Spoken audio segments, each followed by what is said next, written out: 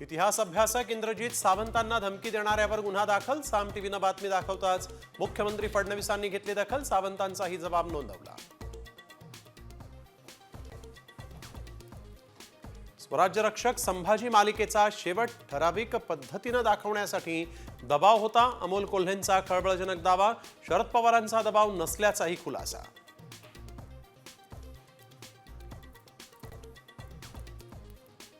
बावनकुळे आणि जयंत पाटील यांच्यात मध्यरात्री तासभर भेट। जयंत पाटलांकडून भेटीबाबत कबुली। साम टीव्हीच्या बातमीवर शिक्कामोर्तब। ओएसडी म्हणून फिक्सरची नावं पाठवणारे 13 मंत्री शिंदेंचे नाव जाहीर करणार। राऊत यांचा स्फोटक दावा।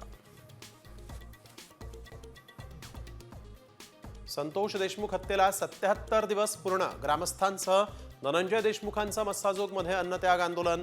क्षीरसागर जरांगेंनी घेतली भेट। अपात्र लाडक्या बहिणींची संख्या 50 लाखांच्या घरात जाण्याची शक्यता। राज्य सरकारकडून कठोर पावलं उचलली जाणार। 1620 कोटींच्या बचतीचं लक्ष्य।